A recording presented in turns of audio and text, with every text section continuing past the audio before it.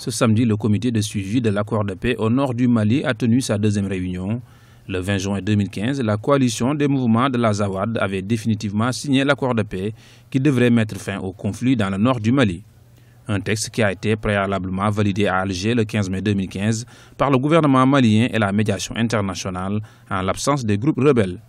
Pour Arona Touré, porte-parole des groupes armés de la plateforme d'Alger, l'application des accords est en bonne voie. En toute fraternité, nous avons discuté et nous avons convenu de mettre en place des mesures de sécurité et en même temps faire face à l'urgence humanitaire qui sévit en ce moment au nord du Mali. Toutefois, après la signature de plusieurs accords non respectés dans le passé par les mouvements rebelles, la rue malienne espère que l'accord du 20 janvier ne sera pas caduc et permettra de tourner une nouvelle page dans l'histoire du Mali.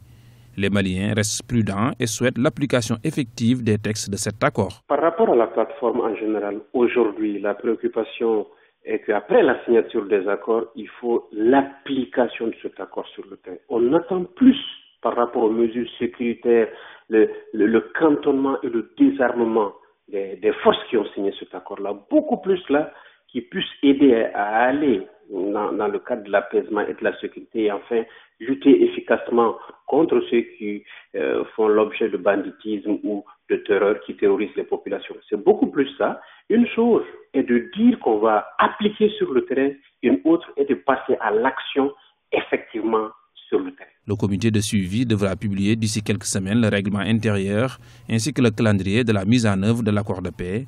Rappelons que ce comité est composé des membres du gouvernement malien, d'anciens rebelles et plusieurs médiateurs, notamment algériens. On note également la présence des représentants des 5 pays membres du Conseil de sécurité de l'Organisation des Nations Unies.